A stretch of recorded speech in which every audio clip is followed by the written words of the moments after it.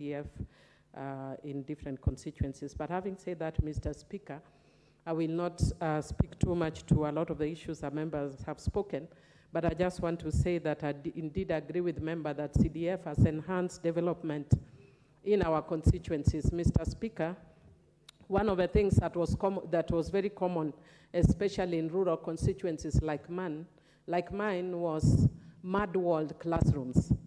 With CDF, mud-walled classrooms have become a thing of the past. Mr. Speaker, the other thing that I would want to praise CDF for is enhanced equity.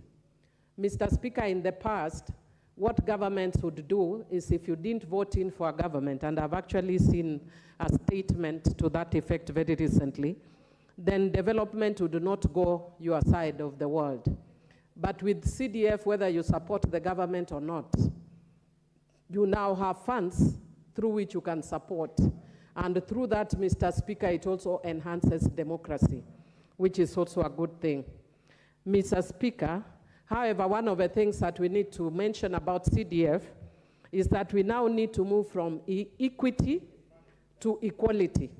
Mr. Speaker, why do I say that? One of the things that a lot of the public would challenge us in relation to my good friend, the late Bernard Okoth of Kibra, was that people would tell you that look at the kind of classes that Honorable Bernard is building, because he would be doing storied buildings while you do 1 or 2 classes. But what people didn't realize is Kibra has 9 schools, and we have over 100 schools. So how do you compete against 9 established schools against over 100, almost 200 schools in the rural? And then some of them don't even have schools. You're actually starting schools afresh. Like I've said here, one of the islands, I'm the one who built the first class ever, called Sukru Island. Mr. Speaker, because of that, we need to move more towards equality in provision of CDF funds, and not only equity. Right now, CDF uses equity and not equality. Mr. Speaker, I'd also want to say that CDF is one of the best managed funds, if not actually the best managed fund in the country.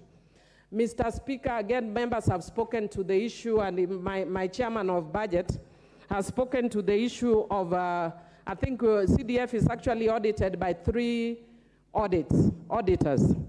And Mr. Speaker, I usually find it laughable when I hear people saying that CDF is the pocket change of a member of parliament. If it was actually pocket change, with a very enlightened populace, you are not likely to come back. You'll never be elected if CDF was actually pocket change. What I want to encourage, there's a team that was actually doing a report on proposed amendment to the Constitution.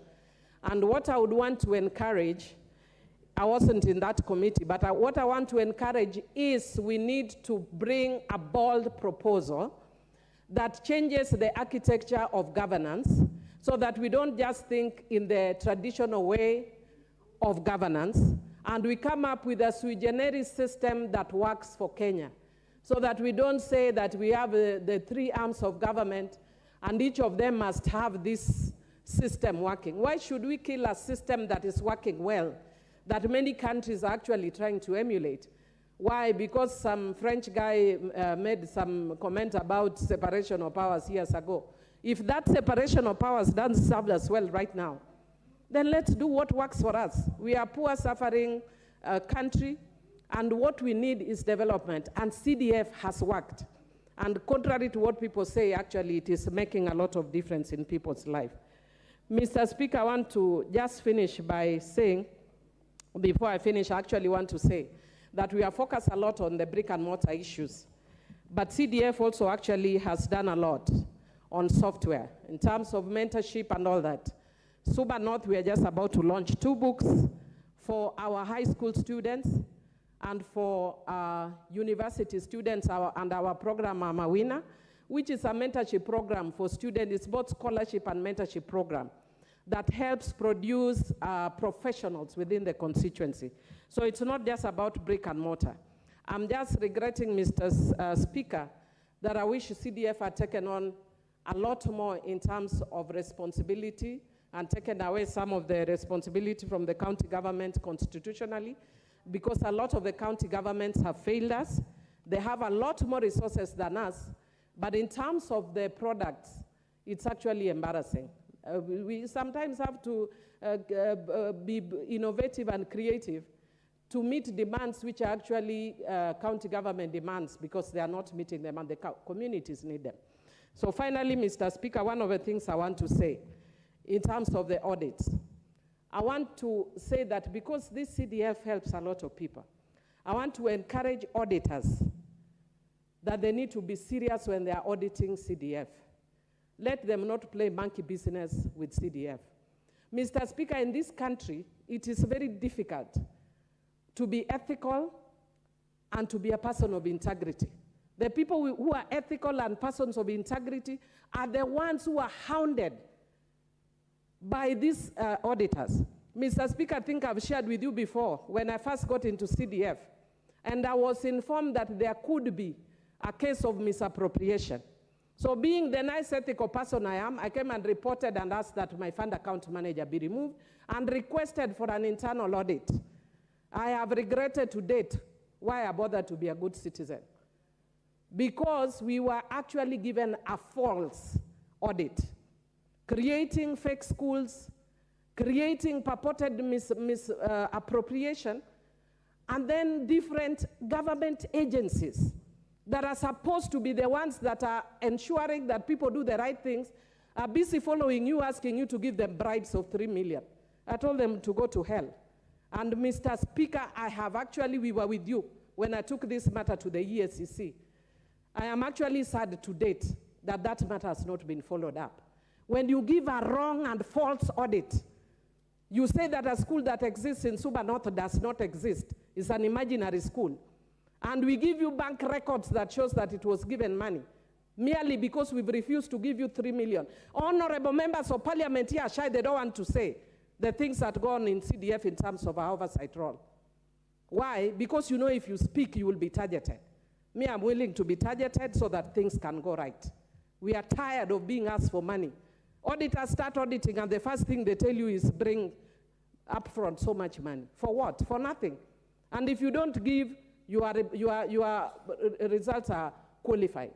So continue qualifying, but you need to do the right thing. I will speak the correct things until I leave this house.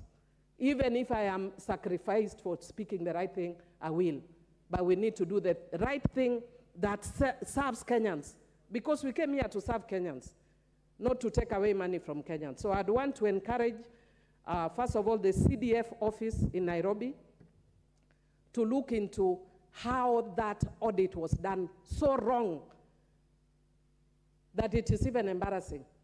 When I actually showed them with evidence and proof that all these things that are being given here are false, to date nothing has been taken against the auditor who did that report. What about the Ethics and Anti-Corruption Commission? They have not done anything.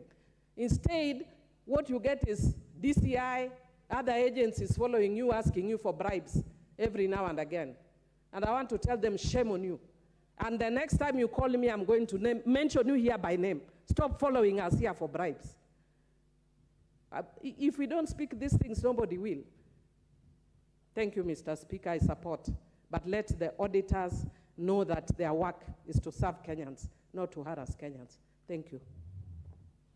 Thank you, Honorable Millie Odhiambo Mabona, for that good direction in terms of how we should audit. The Honorable Rashid